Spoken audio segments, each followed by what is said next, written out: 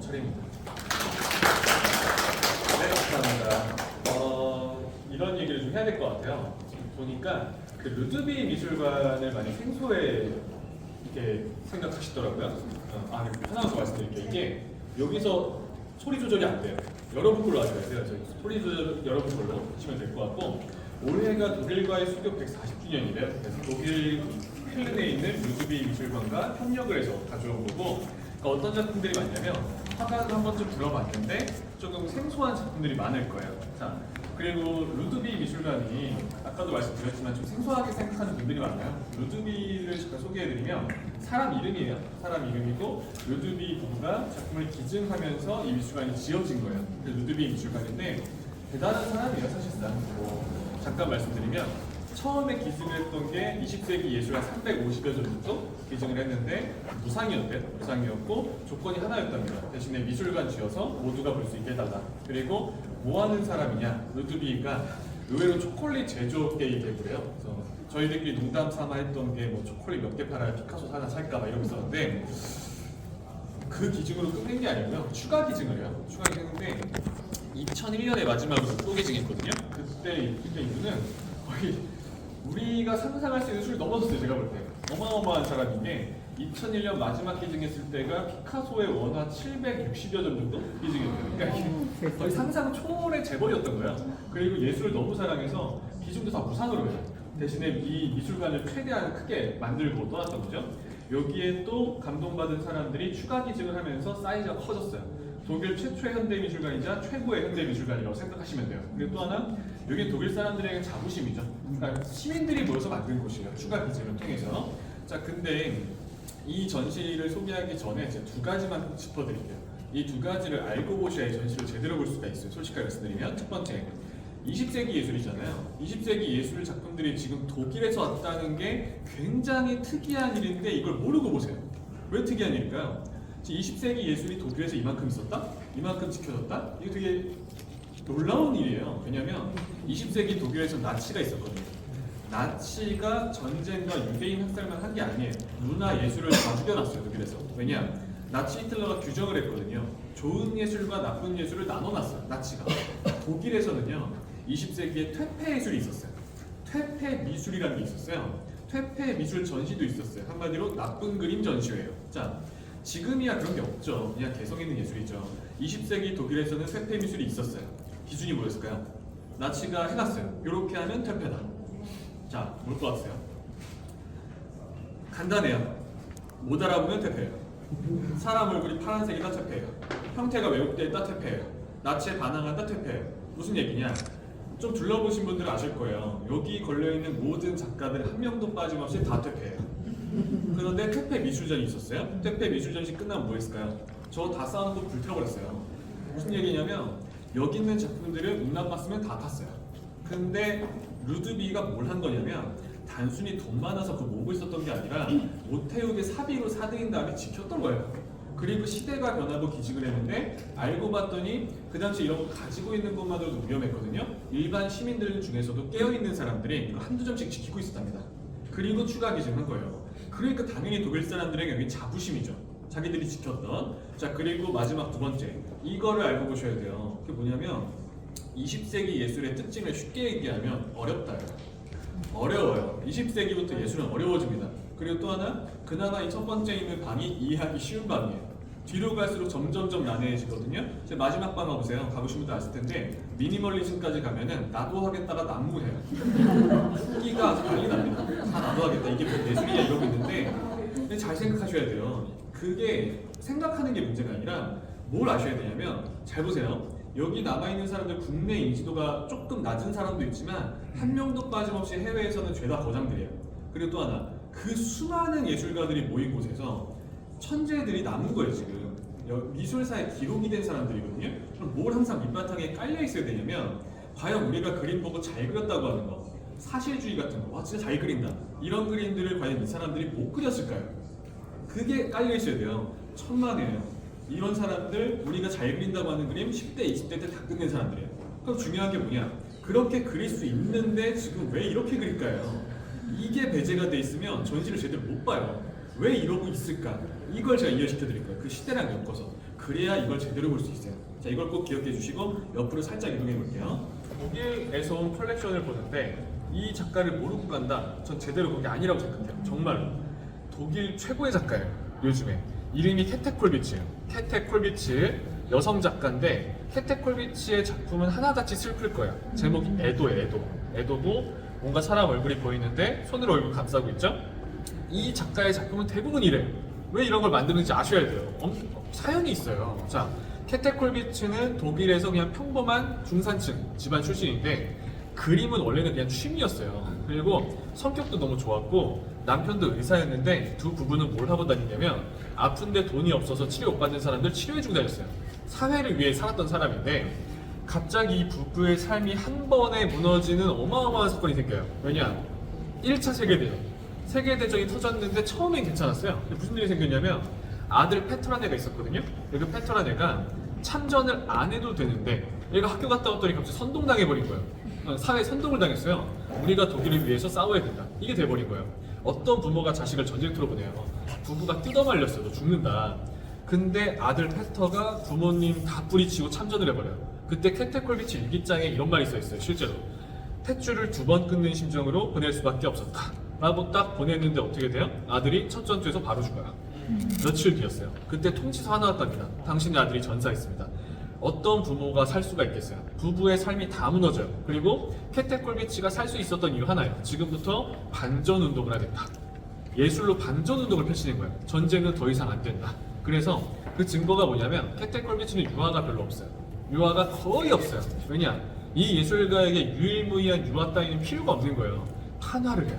판을 만든 다음에 무한대로 찍어서 독일 사람들에게 배포하는 거예요. 전쟁 그만하라고. 그래서 가장 유명한 작품 제목이 더 이상 자라나는 씨앗들을 짓밟지 마라. 이런 것들이에요. 그리고 나치가 등장했을 때 독일 내에서 히틀러에 대항했던 사람이야. 근데 히틀러에게 대항했던 이 하나만으로 퇴폐 미술가로 규정당해버려요. 작품 엄청 탔어요. 엄청 탔고 2차 세계대전을 독일 내에서 계속 막고자 했는데 못 막았죠. 2차 세계대전이 터져요. 2차 세계대전 때 손자가 죽어요. 심지어 손자 이름도 페터였어요. 아들 페터가 죽고 그 이름을 손자한테 줬는데 또 죽은 거예요. 평생 나치와 싸웠어요. 반전도 펼치고. 근데 너무 안타까운 게 뭐냐면 그렇게 작품 타는 거 다 버티고 있었는데 나치가 패망하는 걸 코앞에 두고 죽어요. 못 보고 죽은 거예요. 그래서 이 케테 콜비츠는 어떤 존재냐면 독일 사람들에게 보통 우리가 독일 하면은 뭐 전범국가의 나치의 히틀러 막 이런 생각하는데 독일 내에서도 전쟁을 막고자 했던 사람들이 분명히 있었고요. 히틀러에 대항했던 사람들이 분명히 있거든요. 그런 사람들이 있었다는 증거이자 전쟁으로 살아가는 사람을 위한 모든 사람들에 대한 대표예요. 독일 사람들에게 거의 위인이에요. 자, 이분 꼭 기억하시고요. 좀 이따가 이름 검색하시면 판화 많이 나와요. 바로 재색이 좋아요. 자, 꼭 기억해 주시고 이 여기 있는 공간 작품들 중에서 가장 난해한 작품이지 않을까 싶은데 칸디스키예요. 칸디스키 들어보셨을 거예요. 한 번쯤 지나가면서 칸디스키는 뭐 복잡한 얘기 다 빼버리고 하나만 기억하시면 돼요. 추상회화의 창시자예요. 추상회화의 창시자 한마디로 요런 거 만든 사람이에요. 요런 걸 만든 사람인데 의외로 제가 또 들어보니까 전시를 자주 보는 분들도 의외로 추상과 구상을 구분 못하시는 분들이 생각보다 많더라고요. 이것 좀 짚어드릴게요. 그러니까 알고 보시면 20세기 예술을 더 풍부하게 볼 수 있거든요. 구상이란 말 자체가 별말 아니에요. 구체적인 형상이 있다는 거예요. 구체적인 형상이 있다. 여러분이 앞으로 어떤 전시를 보든 무슨 조각이든 그림이든 다 상관없어요. 그냥 보는데 이 작가가 그린 게 뭔지 알겠다. 뭐 사람이든 동물이든 의자 똑같아요. 그러면 다 구상이에요. 일단 다 구상이에요. 근데 이거 보세요. 여기 뭐 알아볼 수 있는 게 있으세요? 없어요. 그럼 일단 추상이에요. 반대말이에요. 구상의 반대말이 추상인데 즉 뭐가 보이면 구상이고 안 보이면 추상이에요. 좀 애매한 게 있어요. 이것 때문에 많이 어려워하시는데 좀 이따 보다 보면 그런 게 있을 거예요. 처음엔 안 보였는데 계속 보다 보니까 보여요. 처음에 안 보였는데 이게 책상이었구나 보일 때가 있어요. 그런 건 뭘까요? 그냥 반추상이에요. 미술 너무 어렵게 생각하지 마세요. 그냥 반추상이에요. 자꾸 설명 어렵게 하는데 그냥 반추상이에요. 대답 안 거예요. 그럼 그 대표가 누굴까요? 피카소예요. 피카소를 자꾸 추상이라 하는데 추상은 이런 거고요. 피카소는 알아봐요. 계속 보면 알아봐요. 왜냐면 피카소는 그래도 그런 믿음이 있었어요. 그림의 형태는 있어야 된다. 그래서 미술사 쪽에서 뭐라고 하냐면 피카소는 추상을 만들 수 있었는데 본인이 안 만든 거예요. 자신의 신념 때문에. 그리고 처음 만든 건 칸디스키예요. 자, 칸디스키는 뭘 하려 하는지를 아셔야 돼요. 왜 자꾸 이렇게 그리냐? 쓸데없이 이러고 있는 게 아니에요. 칸디스키는 음악을 되게 좋아했어요. 클래식 음악을 듣고 막 울기도 하고 감동받았는데 이런 말을 하는 거죠. 클래식 음악은 눈에 보이지 않는다. 하지만 사람들에게 감동을 준다. 그림에도 분명히 정확한 형태가 없더라도 색채의 조합과 리듬감만으로 어떤 감동을 줄 수 있다라고 믿은 사람인 거예요. 그래서 어떻게 하냐면 음악을 만들듯이 그려요. 색채는 건반이다. 막 이런 얘기 하는 거예요. 그래서 이런 작가들은 그림 그릴 때 많이 하는 행동이 뭐냐면 음악을 틀어놓고 그려요. 클래식 음악을 들으면서 그리는 거예요. 그러다 보니까 이런 추상화를 보는 방법 중에 하나도 음악 들으면서 보는 거예요. 음악 들으면서. 근데 그냥 솔직히 말씀드릴게요. 이거 한 점 갖다 놓고 추상화 이해하라 안 돼요. 어려워요. 이런 것도 넘버가 있어요. 칸딘스키 같은 경우에는 넘버링을 해놨어요. 그런 거 웬만하면 쭉 붙여놓은 다음에 음악 들으면서 같이 봐야 좀 느껴지지 하나만 갖다 놓고 음악 들으면서 이해라 좀 어려워요. 그래서 이거는 그냥 이론적으로만 알고 계시면 돼요. 음악을 만들듯이 그린다. 요거예요. 음악을 만들듯이. 자, 근데 추상도 조금 더 들어가면 나눠져요. 추상도 세분화가 됩니다. 이 감성이 들어가면 따뜻한 추상이고요. 냉정하게 이성적으로 추상을 그리면 차가운 추상이에요. 칸딘스키는 따뜻한 추상이에요. 따뜻한 추상이고 차가운 추상의 대표 누굴까요? 몬드리안이에요. 직선만 그리잖아요. 차가운 추상의 대표 몬드리안, 따뜻한 추상, 감정을 넣고 싶었던 따뜻한 추상은 대표가 칸딘스키예요. 이런 식으로 나눠지는데 다행히 몬드리안은 안 하지만 또 다른 차가운 추상 쪽에 가까운 화가가 한 명 있어요. 말레비치예요. 다음 방에 있어요. 쭉 넘어가 볼게요. 이동하실 때 밑에 잘 보셔야 돼요. 가이드라인 너무 보다 못 보고 넘어지거든요. 제가 옛날에 실제 있었던 사건인데 몇 년 전에 베르나르 미테란저시 할 때 어떤 어머니가 막 눅눅 보시다가 못 본 거예요. 자빠지면서 그림 때렸어요. 네, 실제로 그거 진짜 많아요. 그리고 생각보다 이거 못 보고 넘어지는 분들이 너무 많아요. 이거 잘 보셔요. 이동할 때. 자 이제 이 그림 보세요. 말레비치입니다. 말레비치도 추상의 대표 주자예요. 대표 주자고 그리고 또 하나 아까 칸딘스키 때 제가 얘기 안 했는데 칸딘스키도 그렇고 말레비치도 사실상 천재예요. 머리 진짜 끝내주게 좋아요. 칸딘스키도 원래 천재 법학자였어요. 이런 사람들이었는데 말레비치는 뭘 하는 사람이냐? 러시아 출신인데 이 사람도 원래는 구상이었어요. 형태가 있는 걸 그렸는데 추상적으로 가거든요. 자, 말레비치가 하는 건 이런 거예요. 칸딘스키는 음악을 그리듯이 그렸죠. 말레비치는 내 눈에 보이는 자연을 단순화시켜 나가요. 자연을 단순화시켰을 때 결국에는 기하학적 도형으로 바꿀 수 있다는 거예요. 이게 막상 생각해보면 별거 아니거든요. 왜냐면 산을 단순화시키면 삼각형이 나와요. 사람 머리는 원이고요. 몸은 원통이에요. 이런 식으로 환원을 시켜서 도형으로 바꾸는 거예요. 그리고 본인이 사조 이름을 지었어요. 이걸 뭐라 부르냐? 절대주의다 라고 불렀어요. 절대주의. 말 그대로예요. 제가 방금 말한 대로 자연을 절대의 지점까지 단순화시키면 결국 기하학적 도형만 남는다 이거예요. 이것도 덜 갔어요. 즉 이게 절대주의의 완성이 아니에요. 절대주의의 완성이라 말할 작품이 있어요. 자, 말레비치의 마스터피스라고 하죠. 하나 보여드릴게요. 말레비치의 마스터피스. 좀 의아하실 거예요. 자, 검은 사각형이란 작품이에요. 이게 말레비치 마스터피스예요. 그냥 검은 사각형이에요. 나중에 사각형 하나 그리고요. 동그라미 하나 그리고요. 삼각형 하나 그려요. 그리고 이제 그림은 자연을 모방하지 않아도 된다. 이러는 거예요. 이게 절대주의 끝이에요. 자, 그냥 검은 사각형인데 이해 안 되실 수 있어요. 그리고 또 하나 말레비치가 나중에 만들어준 게 뭐냐면 저 마지막 방에 미니멀리즘 나와요. 그래서 미니멀리즘 작가들이 여기서 영향 많이 받았어요. 최소한의 것을 남겨두는 거예요. 자, 제가 여기서 이 얘기를 해드려야 돼요. 이렇게 추상도 다양하긴 한데 추상은 여러분 호불호인 거예요. 알긴 알아도 싫을 수 있거든요. 저도 사실 추상을 그렇게 좋아하진 않아요. 추상이 싫으면 싫다고 말하셔도 돼요. 예술 보실 때 이 사람이 싫다고 말 못하시더라고요. 전 추상 별로 안 좋아해요. 또 하나 왜 그러냐면 이 시기에도 이런 추상을 혐오했던 화가들이 있어요. 말레비치와 친했다가 예술관이 어긋나면서 싸우다가 헤어진 사람이 마르크 샤갈이에요. 마르크 샤갈이 학교 교수일 때가 있었는데 그때 마르크 샤갈이 데려온 사람이 말레비치였어요. 근데 예술관이 너무 차이가 나면서 샤갈은 이걸 혐오했어요. 왜냐? 이렇게 되면 문제가 뭘 것 같으세요? 개성이 사라져요. 개성과 감성이 사라진단 말이에요. 절대주의 신봉자들이 있었어요. 그럼 그 사람들 마지막에 가면은 뭐가 문제냐면 누가 누구 건지 못 알아봐요. 다 똑같이 도형만 그리고 있으니까. 이거에 대해서 샤갈이 정말 혐오했어요. 예술은 이렇게 가면 안 된다. 나중에 엄청 싸우다 헤어져요. 예술관이 차이가 나니까. 자, 근데 중요한 게 뭐냐면 아무튼 좋고 나쁘고를 떠나서 러시아에서 한동안 이런 기하학적 추상이 대세였어요. 러시아에서도 예술이 앞서 나가고 있었어요. 이런 기하학적 추상으로. 근데 여러분 예술도요 시대 잘 타야 돼요. 시대 잘 만나야 돼요. 나라도 잘 만나야 돼요. 나라도. 왜냐면 러시아에서 무슨 일이 생기냐면 한창 진행되는 와중에 1차 세계대전의 여파로 러시아 혁명이 일어나요. 혁명 이후에 등장한 사람이 레닌이었는데 레닌은 괜찮았어요. 레닌은 오히려 예술 풀어줬습니다. 근데 심지어 그 다음 사람으로 스탈린이 나타났을 때 러시아 예술 다 죽어버려요.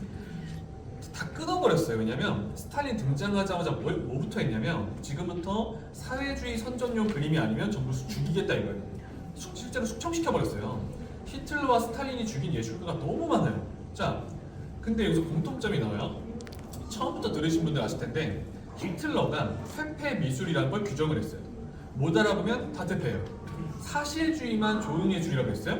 스탈린 등장하자마자 추상 다 죽여놔요. 이제부터 사회주의 선전용 그림만 그려라. 여기서 공통점이 나오죠. 역사적으로 독재자는 추상을 싫어해요.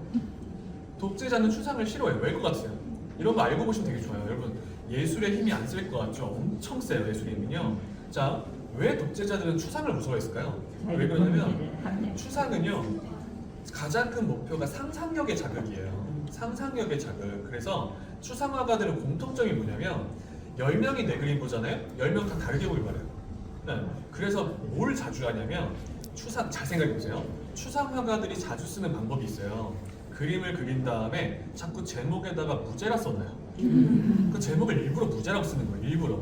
아니면은 숫자 써놔요. 우리나라 아닐 것 같죠? 김한기 보세요. 김한기. 처음에 구상 그렸어요. 매화, 막 다랑아리 이런 거 그리면 그때 제목 다 있어요. 추상으로 넘어가는 순간 제목이 사라져요. 이상한 숫자 써둡니다. 자꾸 숫자 분석하는데 그 그림 날짜 써둔 거예요. 참 그거 막 무슨 심오한 뜻 찾더라고요. 그걸 일부러 그러는 거예요. 왜냐면 내가 이 제목을 써버리면 사람들이 그것만 생각하거든요. 물론 그래서 추상 제목이 잘 없는 거예요. 물론 있는 것도 있지만 일부러 그러는 거예요. 자, 그러니까 독재자들은 사람들 상상하는 게 싫은 거예요. 내가 보여주고 싶은 대로 보여줘야 되는데 스탈린 등장했을 때 러시아 추상은 다 죽어버려요. 그리고 예술가들 선택지 2개밖에 없어요. 자유로운 프랑스로 떠나거나 남아서 굴복하거나. 샤갈은 떠납니다. 말레비치 그래도 조국에서 그리겠다. 남았어요.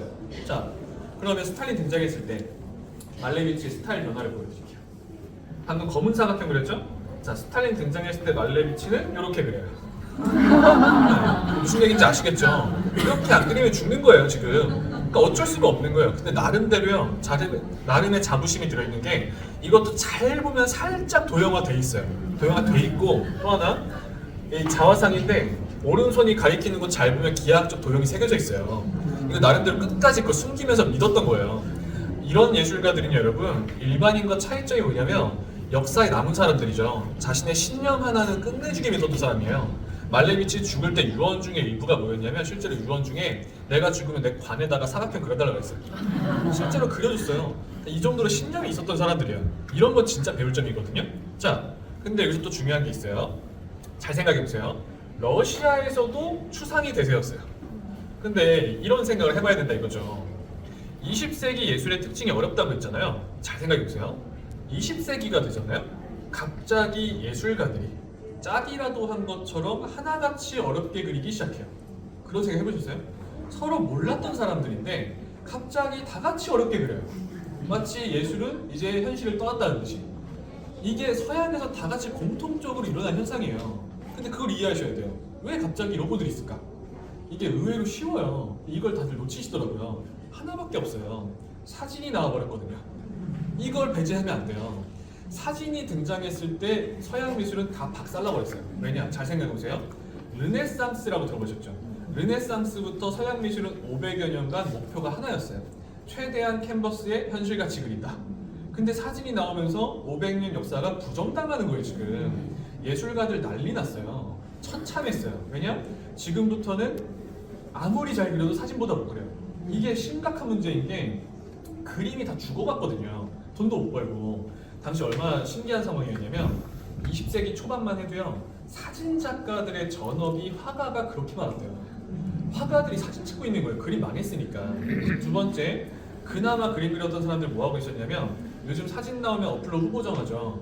이 시기에 사진 나오잖아요. 화가들이 유화물감으로 보정해줬답니다. 이게 얼마나 처참하면 나 화가인데 한동안은 데뷔를 못했던 거예요. 이 사진에 대해서. 근데 나중에 몇몇 천재들이 정신을 차려요. 야 이러다 진짜 다 죽겠다. 미술 완전히 사라지겠다. 그러니까 진짜 천재들이 방법을 찾아요. 뭘 찾기 시작하냐? 사진이 못하는 걸 그림이 할 수 있다고 증명해내야 되는 거예요. 그때부터 뭐가 나와요? 음악처럼 그린다. 자연을 단순화시킨다. 우리는 여러 시점으로 그린다. 입체파가 나오고 색채에 감정을 입힌다. 야수파가 나오고 이게 다 쏟아지는 거예요. 한마디로 그림이 어려워지는 시점이 사진 때문이에요. 이제 이렇게 생각하셔야 돼요. 혹시 어디 가서 야 20세기 예술이 왜 어렵냐? 이렇게 대답하세요. 20세기 예술의 특징은요. 이제부터 그림이 현실 같을수록 다 같이 죽는 거예요. 그렇게 못 그리는 거예요 지금 이제 좀 이해가 되시죠? 자 그리고 또 하나 그 싸움에서 처음에는 방법을 몰랐어요. 어떻게 해야 될까? 근데 천재들이 과거의 예술을 뒤져보니까 몇몇 선배들이 이길 방법을 그림에 다 써놨어요. 이게 그림에 이미 있었던 거예요. 아 이렇게 하면 되는구나. 그 세 명이 있어요. 그 세 명을 묶어서 우리는 후기 인상주의라 불러요. 빈센트 반 고흐, 폴 고갱, 폴 세잔이에요. 이 세 사람이요 현대 미술의 출발이에요. 왜냐? 잘 생각해 보세요. 빈센트 반 고흐가 뭘 줬냐? 반 고흐 그림 보고 있잖아요. 막 붓터치가 끌어오르는 것 같아요. 반 고흐의 마음이 보이거든요. 반 고흐가 만들어준 게 표현주의예요. 그림에 감정을 입힌다. 반 고흐를 가장 존경했던 화가가 뭉크예요. 뭉크, 절규 생각해 보세요. 그림에 감정이 막 담기기 시작해요. 표현주의. 두 번째, 폴 고갱. 폴 고갱은 뭐 했냐면 처음으로 눈에 보이는 색이 아니라 상상하는 색을 칠했어요. 한마디로 바다를 초록색으로 칠해요. 그래서 폴 고갱을 제일 존경했던 화가가 마티스예요. 야수주의를 나와요. 사람 얼굴 파란색으로 칠하는. 그리고 마지막 세 번째, 고갱, 반 고흐 다 위대하지만 폴 세잔이 제일 위대해요. 아무리 생각해도. 폴 세잔은 두 가지를 해줬어요. 자, 아까 말레비치가 자연을 단순화시킨다고 그랬죠. 이거 세잔이 제일 먼저 했어요. 세잔이 제일 먼저 했고요. 세잔이 먼저 이 모든 자연은 원통, 원불로 환원시킬 수 있다. 이걸 한 거예요. 그 다음 또 하나 더 했어요. 세잔은 피카소가 입체파를 만들 때 여러 시점으로 그렸거든요. 그거 제일 먼저 한 게 세잔이에요. 세잔이 사과를 여러 시점으로 그렸거든요. 그래서 그 위대한 피카소가 생전에 뭐라고 했냐면 이 한마디면 다 정리가 돼요. 그 피카소가 이렇게 말했어요. 내 아버지가 세잔이다. 아버지가 세잔이라고 했어요. 그러니까 이 세 명이 이미 사진과 싸울 방법을 남겨놨더라고요. 그러니까 예술가들은 그거 세 명의 그림을 분석하면서 새로운 걸 만든 거예요. 한마디로 이 세 명을 가리켜서 뭐라고도 하냐면 후기 인상주의라고도 하지만 사진과의 싸움에서 그림을 구원한 삼총사예요. 이 모든 게 그 세 명한테 출발한 그림이 어려워지기 시작한 것도 그 세 명이 다 준 거예요. 네, 이렇게 생각하셔야 돼요. 그리고 또 하나 그 사진과의 싸움에서 개발된 것 중에 가장 위대하다고 평가받는 게 피카소의 입체주의예요. 다음 방이 있어요. 좀 넘어가 볼게요. 여기가 피카소 공간인데 피카소는 이렇게 생각하셔야 돼요. 뭐 예술가들한테 천재라는 말을 많이 붙이는데 피카소는 그 천재들 위에 있어요. 그 천재들과 레벨이 다릅니다. 제가 아무리 생각해도 아무리 많은 화가를 공부해도 피카소만큼 천재가 없어요. 그 위에서 군림했던 사람이에요. 참고로 피카소가 혼자 남긴 유산이 8조에서 10조입니다. 이거 실제로 이번에 나온 책에 분석돼 있어요. 최소 8조래요. 이 사람이 남긴 유산만 혼자서. 그것부터 이미 상상 초월이고요. 또 하나 여러 분석이 계속되고 있어요. 분석이 끝나질 않아요. 너무 어마어마한 사람이라. 첫 번째가 그림 천재는 일단 당연한 거예요. 그건 그냥 기본 베이스고 사실은 머리가 비상해서 마케팅 천재란 말도 있어요. 마케팅이 자기를 알리는 걸 기가 막히게 했어요. 또 하나 그리고 원래 입체주의란 게 피카소보다 먼저 한 사람이 조르주 브라크예요. 좀 이따 뒤에 있을 거예요. 조르주 브라크. 근데 브라크는 그런 마케팅을 전혀 못했어요. 브라크가 먼저 힌트를 줬는데 피카소가 바톤 터치해버린 거예요. 뺏어버린 거예요. 자기가 제일 유명해졌거든요. 그리고 또 하나 이건 조금 부정적인 평가인데 좀 재밌더라고요. 요즘 들어서 그런 말 많이 해요. 가스라이팅. 사실 가스라이팅 천재예요. 이 사람은 아무리 나중에 찾아와 보세요. 이 사람은 제가 볼 때 그냥 일반 사람 위에 있어요. 거의 사람 정신을 조종하는 거죠. 제가 볼 때. 어떠냐면 왜 그런 말이 자꾸 나오냐면 우리가 생각하는 그 상상을 초월해요. 진짜 뭐 어떤 사람이냐? 여성들도 많이 만났어요. 엄청 만났겠죠. 대표되는 여성만 7명이거든요. 피카소만 만나면 끝이 안 좋아요. 대부분 정신병 걸리거나 자살했어요. 네. 그래서 피카소의 연인 중에 한 명만 도망쳐 나왔거든요. 헤어지자 했거든요. 살려고 그랬대요. 죽을 것 같아가지고. 그래서 제일 유명한 게 피카소의 마지막 연인이 피카소가 세상 떠나고 남아서 유산 정리 싹 해줍니다. 유산정리 싹 해주고 다 끝났을 때 피카소 무덤 가서 자살 버렸어요. 자기가 따라가야 된다고. 그러니까 이 정도로 사람 정신을 좀 지배하는 되게 특이한 사람이에요. 그러니까 피카소 나중에 이렇게 흥미롭게 쓴 책 많아요. 그런 거 한번 읽어보세요. 거의 뭐 무궁무진해요. 자, 근데 그림 천재인 건 그냥 당연한 거예요. 왜냐? 이런 것만 자꾸 보시니까 피카소 실력을 잊어버리시는데 제가 그림 하나 보여드릴게요. 피카소의 초기작. 피카소는 원래 어떻게 그렸냐면 원래 이렇게 그렸어요. 이게 몇 살 때 것 같으세요? 이거 고작 14살 때입니다. 14살 때 피카소는 이미 어마어마하게 그림을 잘 그렸고요. 본인이 뭐라고 했냐면 라파엘로처럼 그리는데 4년 걸렸고 어린애처럼 그리는데 평생 걸렸대요. 또 하나, 피카소는 나중에 봐보세요. 이 사람은 유년기란 게 없어요. 그냥 바로 잘 그려요. 바로 잘 그립니다. 실제로 이미 이 사람은 12살 때부터 라파엘로처럼 그렸어요. 이미. 그리고 제일 유명한 얘기 하나 해드릴게요. 피카소의 아버지가 화가거든요. 무명 화가였는데 피카소가 12살 때 아버지가 옆에서 아들 그림 그리는 거 지켜보다가 자기 그림 포기해버렸어요. 얘를 이길 수가 없다고. 12살 때. 그 정도로 끝내주게 그렸어요. 넘볼 사람이 없었어요. 근데 아까 얘기했죠. 사진 이후에 이렇게 그리는 게 쓸모가 없는 거예요. 그럼 피카소는 그때부터 뭘 하냐면 남들이 안 한 거 찾아야 되거든요. 그때 개발된 게 입체주의예요. 입체주의고 영어로 하면 큐비즘. 이게 어떻게 그리냐면 저 얼굴 보세요. 저게 입체주의 특징이에요. 삐뚤어져 있죠. 피카소의 그림은 다 삐뚤어져 있어요. 저게 왜 그러냐면 하나만 생각하세요. 시점이 여러 개인 거예요. 저 얼굴에만 시점이 한 4개 될 거예요. 자, 피카소를 이해하려면 어떻게 그리는지를 아셔야 돼요. 그리는지를. 자, 그 전에는 여성을 세워놔요. 자리 잡아요. 나도 붓된 곳에서 끝내야 돼요. 그래 원근법이 생기니까. 근데 이 사람들은 그렇게 안 그래요. 입체파 화가들은 어떻게 그리냐면 여성을 세워놔요. 캔버스를 펼치는 게 아니라 둘러봐요. 좌우 앞뒤 위 아래까지 돌면서 계속 봐요. 이 계속 보는 거예요. 한두 시간 보는 게 아니라 하루 종일 봐요. 그럼 뭐 하고 있는 거냐면 내가 그리는 피사체의 모든 시점을 외우고 있는 거예요. 계속 외우다가 이제 됐다 싶으면 캔버스 펼친 다음에 내가 그리는 대상의 모든 시점을 한 캔버스에 다 때려 넣어요. 그러니까 화면이 다 깨져버린 거예요. 무슨 얘기냐면 아까 얘기했지만 저 얼굴에만 시점이 한 4개 될 거예요. 자, 근데 보세요. 이렇게 시점이 깨져버렸죠. 형태가 없어졌어요. 형태가 박살났잖아요. 사람들이 물어본 거예요. 이렇게 그리는 게 도대체 무슨 의도냐? 피카소가 뭐라고 하냐면 난 내가 그리는 대상을 보는 대로 그리는 게 아니라 본질을 그리고 싶었다 이거야. 본질. 이게 어려울 수 있어요. 이렇게 여러 시점으로 그리는 거랑 본질을 그리는 거랑 무슨 상관이냐? 이거 제일 쉽게 설명하면요. 주사위 떠올리셔야 돼요. 주사위. 주사위가 테이블에 올려뒀다고 생각해 보세요. 1부터 6까지 써 있죠. 주사위는. 인간은 한계가 있어요. 아무리 열심히 봐도 3개만 밖에 못 봐요. 그게 인간의 눈의 한계잖아요. 그래서 피카소 전의 화가들은요. 항상 주사위 그릴 때 3개면만 그렸어요. 근데 그것만 보이는 거니까. 근데 생각해 보세요. 내 눈에 3개면만 보인다고 해서 그게 주사위의 본질은 아니에요. 주사위의 본질은요. 1부터 6까지 다 봐야 돼요. 그러면 인간은 그걸 못 봐요. 그럼 인간이 주사위의 본질을 보는 방법 하나밖에 없어요. 원래 형태를 깨서라도 1부터 6까지를 펼쳐놔야 돼요. 즉 모든 시점으로 봐야 주사위의 본질을 볼 수가 있어요. 그거 하고 있는 거예요. 본질을 그리는 방법은요. 원래 형태가 깨지더라도 모든 시점을 한 번에 다 그려놔야 돼요. 그게 본질이라 생각한 거예요. 그래서 피카소가 왜 위대하냐? 한마디면 돼요. 그림에 있어서 형태를 해방시켜줬어요.